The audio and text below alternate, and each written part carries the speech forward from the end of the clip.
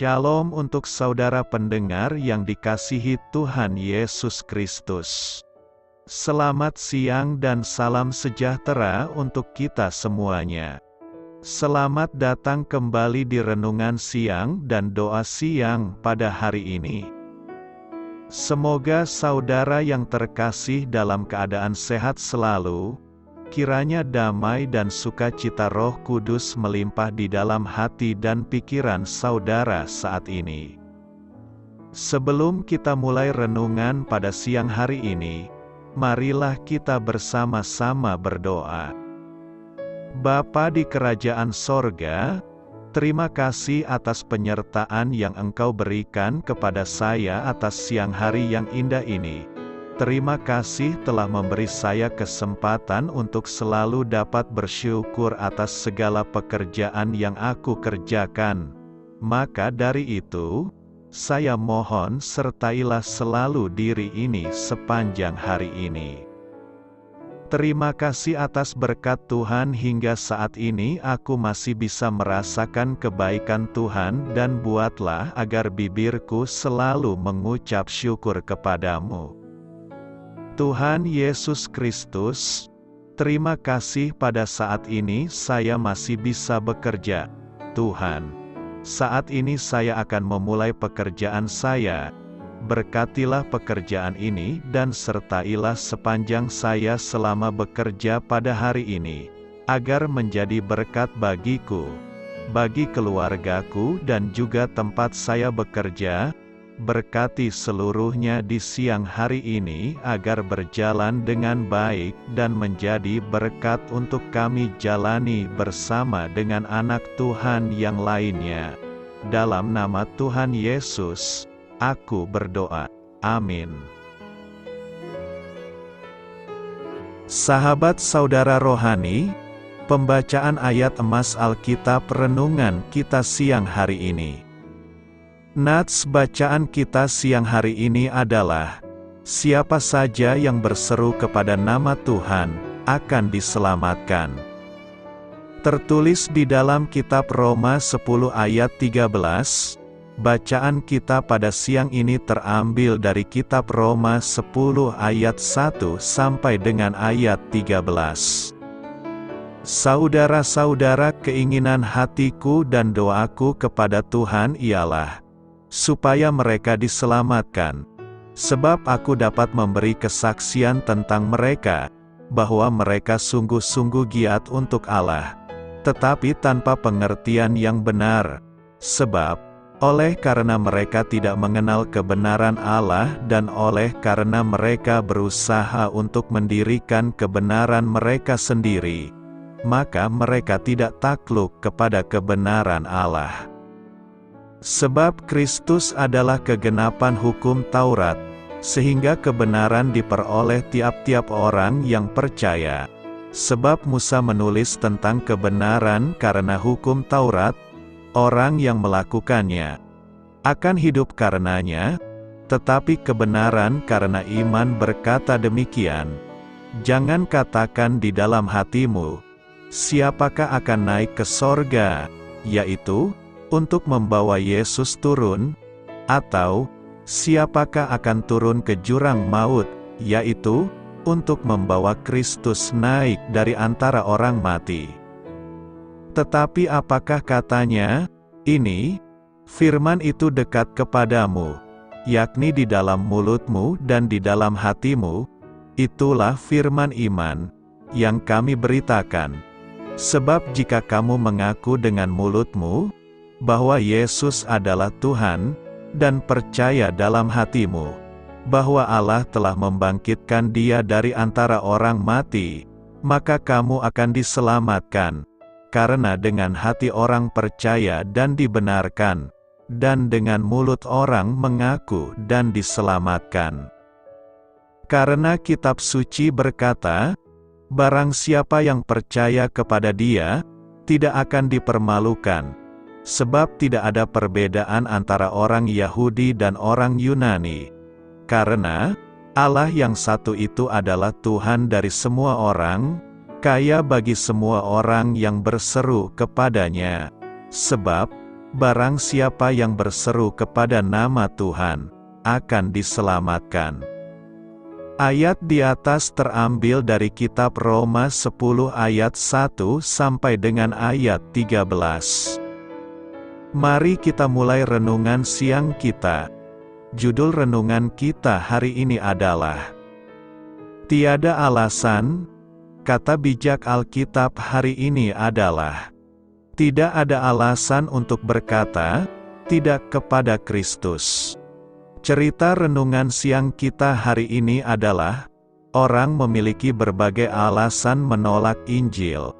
Salah satu alasan umum adalah menyalahkan orang Kristiani atas sesuatu yang mereka lakukan atau tidak lakukan. Mereka berkata, "Saya mengenal seorang Kristiani yang tidak memperlakukan saya dengan baik," atau "Saya ke gereja, tetapi tak ada yang menyapa saya." Memang, orang-orang Kristiani tidak sempurna, dan banyak orang Kristiani yang tak dapat menjadi teladan yang baik. Namun, menyalahkan orang lain tidak akan menghapus pertanggungjawaban seseorang terhadap Allah. Kebenaran Injil tidak tergantung pada cara orang lain menjalani hidup iman mereka. Keselamatan menyangkut Yesus itu sendiri. Roma 10 ayat 9 mengatakan, "Jika engkau mengaku dengan mulutmu bahwa Yesus adalah Tuhan, dan percaya dalam hatimu bahwa Allah telah membangkitkan Dia dari antara orang mati, maka engkau akan diselamatkan." Sebagian orang mungkin menggunakan orang Kristiani sebagai alasan menolak Injil. Namun, tentu mereka tak dapat menyalahkan Yesus. Dia tidak berdosa dan sempurna dalam segala hal. Pilatus berkata tentang Dia, "Dari kesalahan-kesalahan yang kamu tuduhkan kepadanya tidak ada yang kudapati padanya." Dan Yesus melakukan sesuatu yang tidak dapat dilakukan orang lain. Dia mati di kayu salib untuk menyelamatkan semua orang yang percaya kepadanya. Karena itu, tak seorang pun dapat berkata, "Saya tak akan menjadi orang Kristiani karena saya tidak menyukai tindakan Yesus." Jangan sampai kesalahan orang lain mengalihkan perhatian kita. Pandanglah Yesus, hanya Dia satu-satunya jalan ke surga. Orang yang berseru kepada Tuhan akan diselamatkan. Kita telah memasuki Minggu Infokafit yang artinya, bila ia berseru kepadaku, aku akan menjawab. Tema yang akan kita renungkan adalah, orang yang berseru kepada Tuhan akan diselamatkan. Berseru kepada Tuhan adalah hal yang kita lakukan apabila kita sedang dihadapkan pada masalah yang berat dan jalan buntu. Ketika doa-doa kita serasa tidak kunjung dijawab dan ketika daya upaya kita sudah tidak memungkinkan, hanya ini yang bisa kita lakukan, yaitu berteriak dan berseru-seru memanggil nama Tuhan dengan segenap kekuatan kita. Kata "berseru" bukan hanya sekadar kita mengeluarkan kata memanggil Yesus. Sebab bukan setiap orang yang berseru kepadaku akan masuk dalam kerajaan surga, tetapi mereka yang menjadikan Yesus sebagai Tuhan dan Juru Selamat dan melakukan semua perintah-perintahnya, itulah yang diselamatkan. Berseru artinya menyerahkan hidup kita kepada Yesus sebagai Tuhan dan Juru Selamat dan melakukan semua perintah-perintahnya. Jika kita berseru kepada Tuhan, itu berarti kita memiliki hubungan yang inisiatif dari manusia dengan Tuhan Yesus Kristus. Menggambarkan kedekatan hubungan antar pribadi. Memanggil dengan suara yang terdengar dan cenderung keras. Dalam Perjanjian Lama, kita menemukan kata "memanggil" dalam bahasa Ibrani ditulis kara, artinya menyatakan atau berteriak dengan keras kepada. Dengan lebih luas, kata kara dapat dijabarkan Menyatakan manusia memanggil nama Tuhan adalah sebagai hal yang sangat penting dan berhubungan langsung dengan keselamatan. Mulainya keinginan manusia terhadap hadirat Allah. Mereka bersikap memohon kepada Allah agar Dia menyelamatkan mereka dari situasi yang kritis. Kain meninggalkan Allah dan kehilangan semuanya. Perikope minggu ini memberikan beberapa pelajaran penting bagi kita. Pertama, kita belajar siapa saja yang dapat berseru dalam nama Tuhan. Orang yang dapat berseru kepada Tuhan adalah orang yang percaya. Inilah pembeda orang harus percaya. Seseorang tidak dapat berseru kepadanya jika mereka tidak percaya kepada Yesus. Roma 10 ayat 10. Karena dengan hati orang percaya dan dibenarkan, dan dengan mulut orang mengaku dan diselamatkan. Kata dengan hati merupakan pernyataan kepada Tuhan yang melihat hati dan menilai apakah kita sungguh-sungguh percaya kepadanya. Sedangkan kata dengan mulut menunjukkan perlunya sebuah pengakuan akan kepercayaan itu yang dapat didengar dan dilihat serta dinikmati oleh orang lain. Dalam Roma 10 ayat 13 jelas dikatakan, sebab siapa saja yang berseru kepada nama Tuhan akan diselamatkan. Dari firman yang kita sudah baca menggambarkan keadaan semua orang yang sedang alami kesusahan yang dahsyat. Ketika keadaan seperti ini terjadi, maka tentu semua orang akan berseru mencari pertolongan kepada Tuhan. Kedua, kita belajar betapa pentingnya berseru kepada Tuhan. Mengapa pentingnya berseru kepada Tuhan? Sebab terkandung rahasia keselamatan. Keselamatan hanya dapat diperoleh dalam Yesus, lewat mendengar firman Tuhan. Dari firman itulah iman percaya bertumbuh sehingga kita yakin bahwa Tuhan Yesus berkuasa untuk menolong. Oleh sebab itu, kita berseru dan diselamatkan. Dalam berseru rahasia kenikmatan atas kekayaan Tuhan Yesus, sebagai anak Allah, kita dapat menikmati kekayaan kuasa Allah di dalam Tuhan Yesus Kristus. Kekayaan kuasa Allah bukan hanya saat kita masuk ke dalam kerajaan sorga, tetapi saat kuasa Allah bekerja atas kita dan saat kita menikmati hadirat-Nya dalam penyembahan. Inilah kebanggaan anak-anak Tuhan. Ketika kita berseru, pasti Tuhan mendengar serta menjawab seruan doa kita. Renungkan, apa yang hendak kita renungkan dalam Minggu Info Covid ini? Pertama, berseru adalah perintah Tuhan. Mazmur 50 ayat 15, berserulah kepadaku pada waktu kesesakan. Aku akan meluputkan engkau, dan engkau akan memuliakan aku. Yeremia 29 ayat 12, dan apabila kamu berseru dan datang untuk berdoa kepadaku, maka aku akan mendengarkan kamu. Alkitab menceritakan bagaimana para nabi-nabi Israel berseru kepada Allah. Contoh, Yunus mendapat perintah dari nahkoda kapal yang adalah orang kafir untuk berseru kepada Tuhan. Artinya orang kafir pun tahu nabi-nabi Israel punya kebiasaan untuk berseru kepada Tuhan. Dengan demikian sudah sepatutnya kita memiliki kebiasaan yang sejalan dengan status kita sebagai anak Allah, yaitu senantiasa berseru kepada Allah. Kedua, berseru merupakan keinginan Allah. Keinginan yang dimaksud adalah untuk kebaikan umat-Nya. Kita yang sudah menerima keselamatan karena itu, kita berseru dan menaikkan mazmur pujian bagi Dia. Berseru kepada Tuhan jalan sukacita untuk minum sumber air keselamatan Allah. Berseru kepada Tuhan adalah jalan untuk menikmati kesenangan dari Allah. Ayub 27 ayat 10. Jawabannya kita temukan ketika kita berseru kepada Tuhan dan menikmati Tuhan setiap hari. Karena itu, semua orang harus berseru kepada nama Tuhan Yesus. Sebab berseru adalah perintah Tuhan dan juga keinginan Tuhan, sebab ketika kita berseru kita dapat alami keselamatan dan menikmati aliran-aliran air hidup, yaitu Roh Kudus sebagai jalan sukacita dan menikmati Tuhan. Apa artinya? Siapapun yang berseru kepada nama Tuhan akan diselamatkan.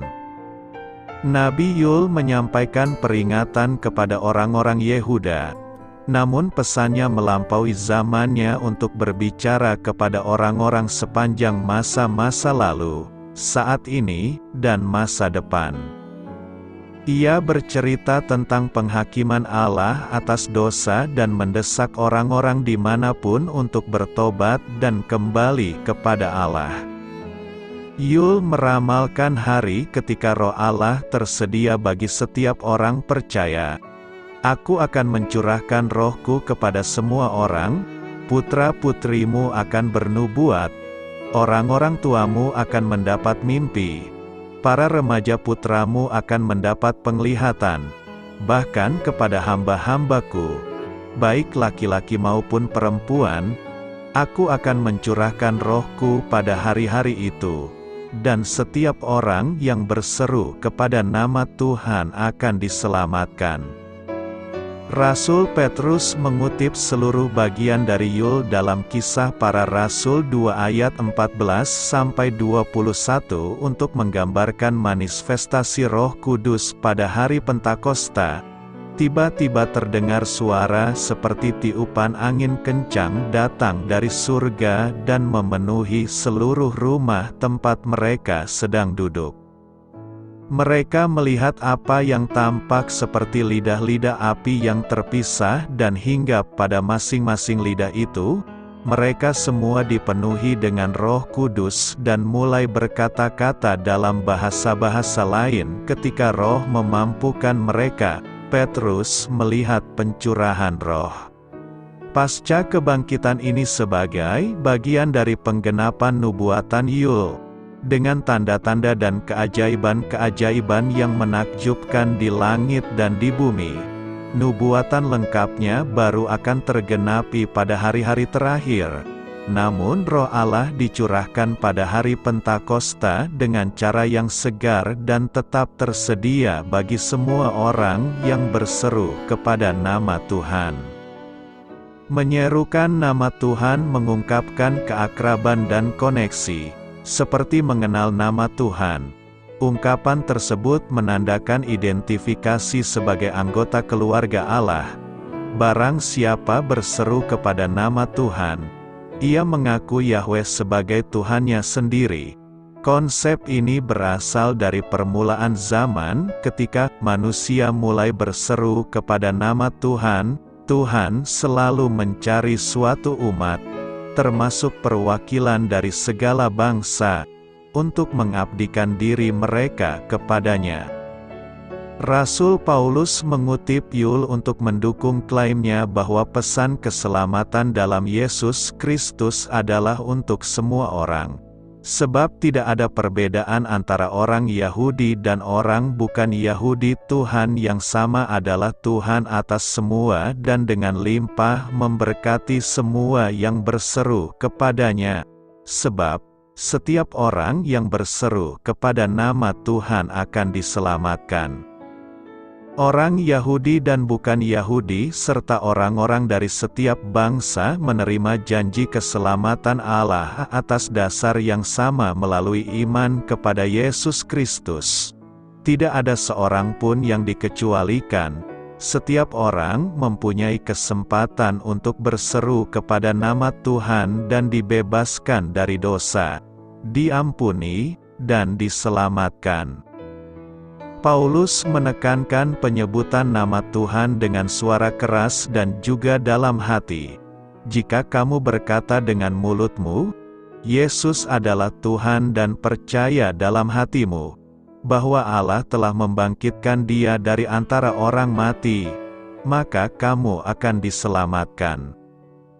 Menyerukan nama Tuhan berarti mengakui ketidakberdayaan dan kebutuhan kita akan Tuhan. Percaya pada kuasa-Nya untuk menyelamatkan kita, dan dengan putus asa berseru kepada Tuhan dari hati untuk keselamatannya.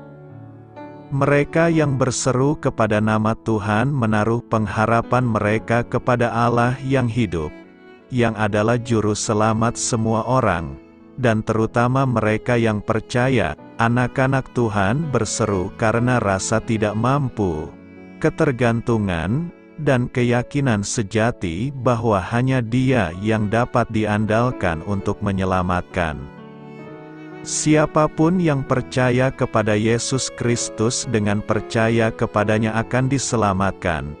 Tidak ada yang rumit mengenai rencana keselamatan, sebab begitu besar kasih Allah terhadap dunia ini sehingga Ia mengaruniakan Anak-Nya yang tunggal, sehingga siapapun yang percaya kepadanya tidak akan binasa melainkan beroleh hidup yang kekal.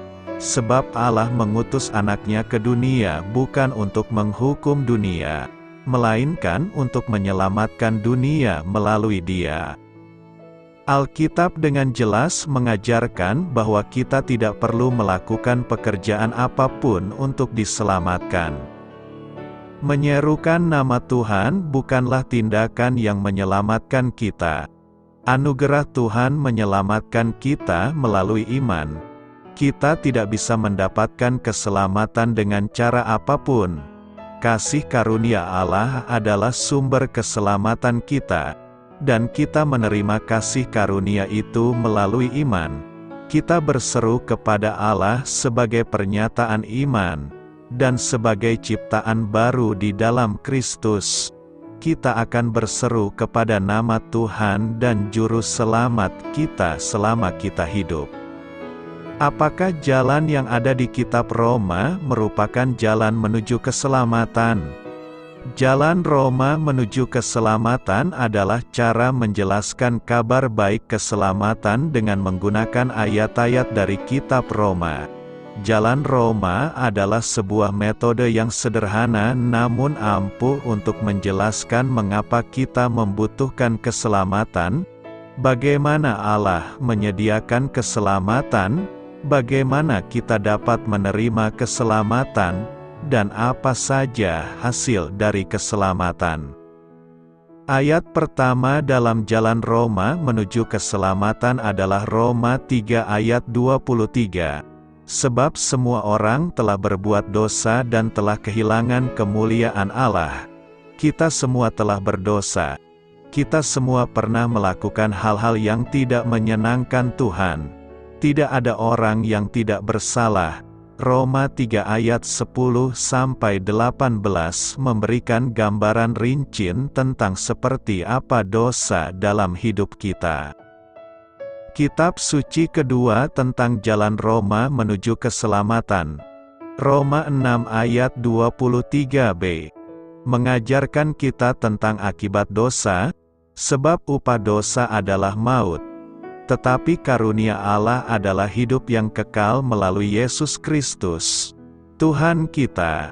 Hukuman yang kita terima atas dosa-dosa kita adalah kematian, bukan hanya kematian fisik, tapi kematian kekal. Ayat ketiga dalam jalan Roma menuju keselamatan diambil di tengah-tengah Roma 6 ayat 23. Tetapi karunia Allah adalah hidup yang kekal dalam Yesus Kristus, Tuhan kita. Roma 5 ayat 8 menyatakan, tetapi Allah menunjukkan kasih-Nya kepada kita. Ketika kita masih berdosa, Kristus telah mati untuk kita. Yesus Kristus mati untuk kita. Kematian Yesus membayar harga dosa-dosa kita.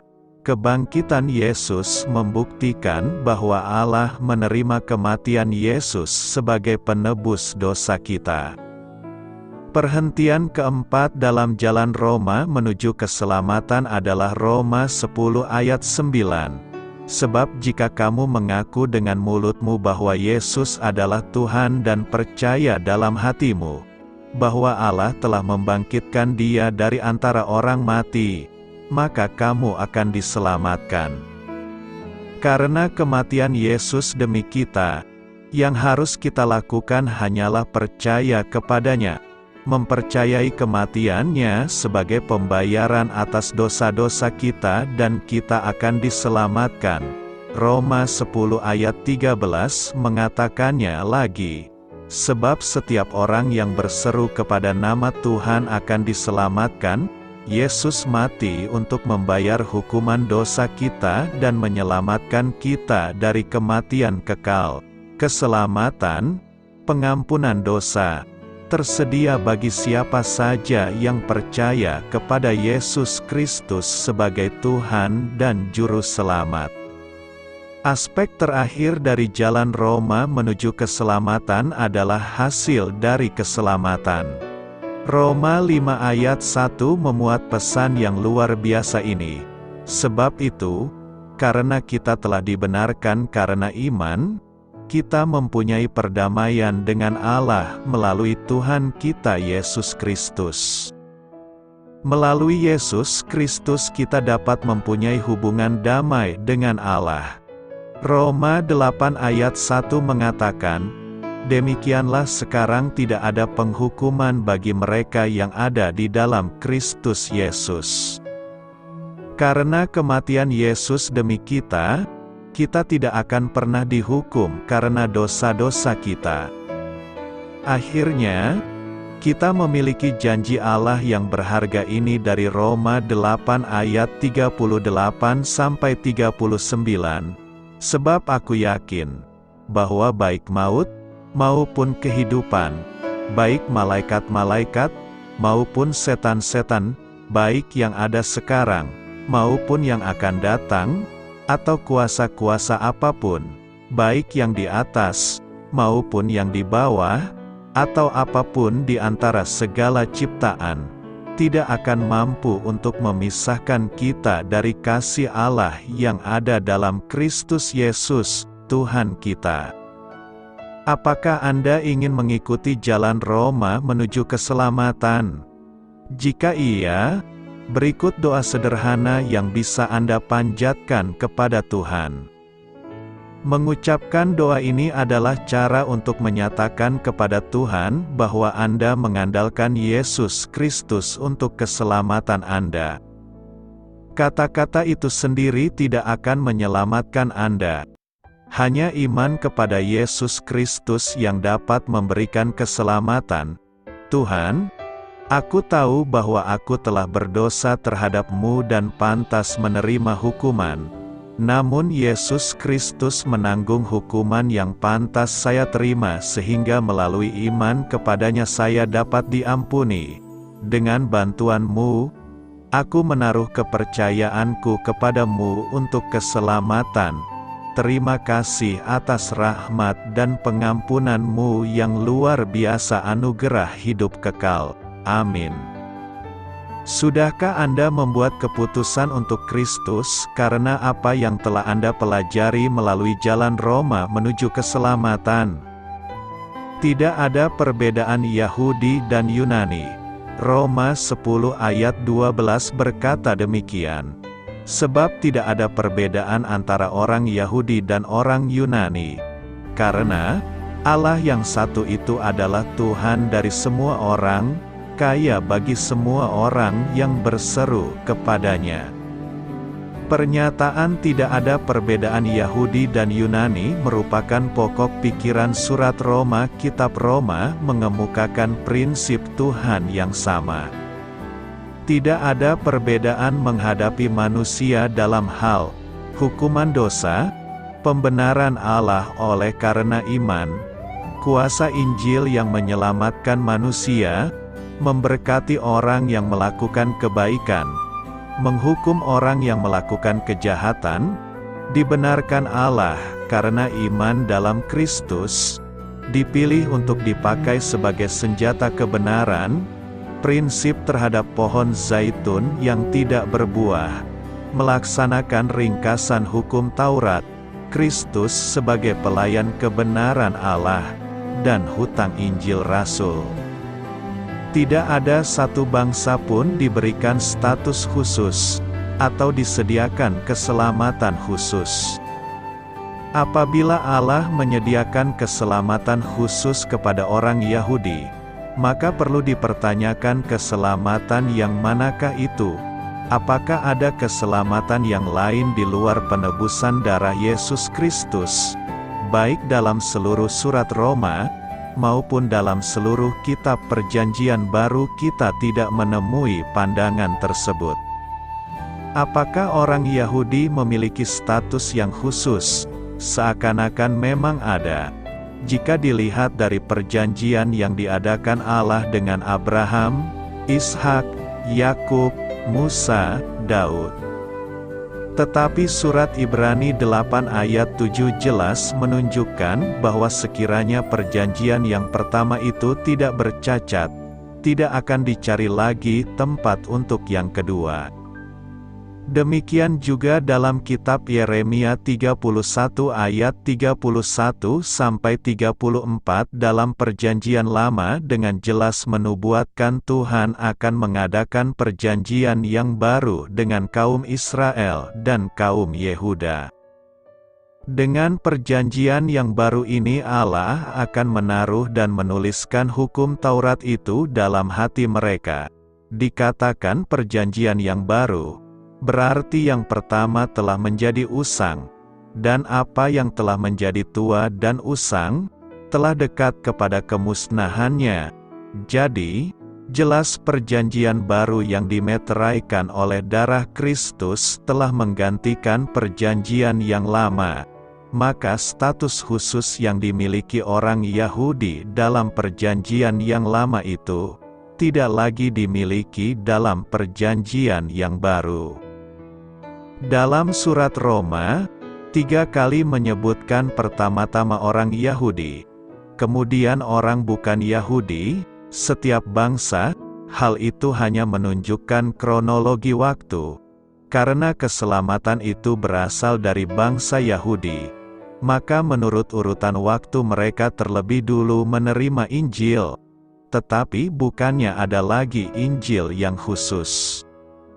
Selain itu, bila ditinjau dari sifat Allah yang benar dan adil, maka Tuhan tidak akan memberikan status dan keselamatan khusus kepada bangsa Yahudi. Jika ada orang yang tetap berpandangan demikian, maka itu berarti ia telah menyangkal kedua doktrin tentang Allah yang benar dan adil. Kita memiliki hak dan kewajiban yang sama di hadapan Tuhan. Karena itu, bersukacitalah sebab Tuhan tidak membedakan manusia di hadapannya. Selamat memulai karya dalam minggu ini untuk Tuhan. Doa saya menyertai saudara sekalian. Saya memberkati Anda agar sewaktu Anda mencarinya dari Dia, Bapa Surgawi Anda akan memberikan bagi Anda roti harian Anda. Dalam nama Yesus Kristus, Tuhan yang berkuasa atas alam semesta dan menuntun kita kepada iman yang menyelamatkan, Tuhan Yesus menyertai senantiasa. Tuhan memberkati. Amin.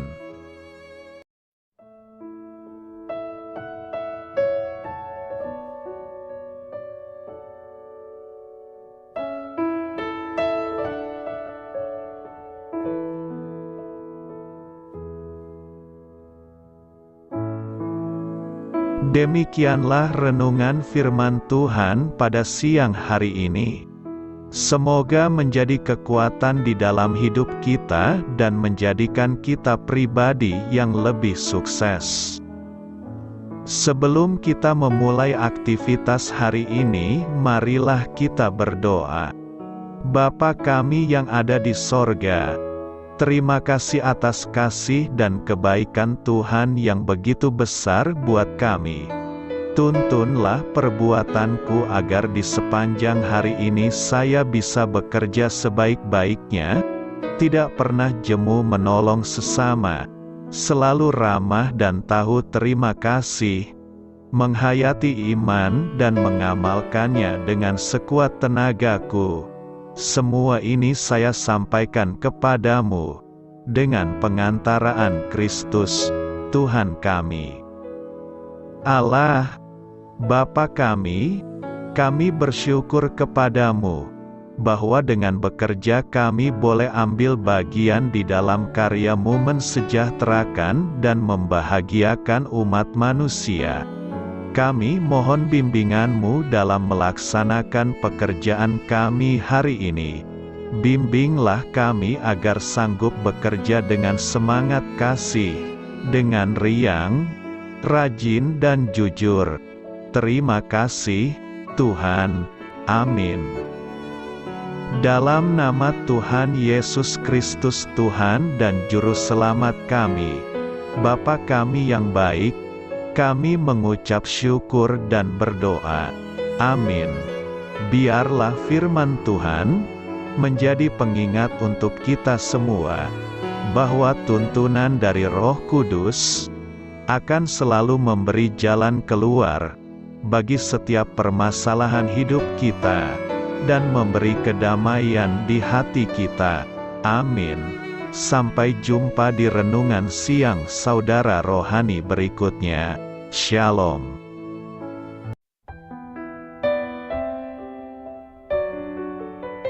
Halo untuk semua pendengar saudara rohani yang terkasih di dalam nama Tuhan Yesus Kristus dimanapun berada.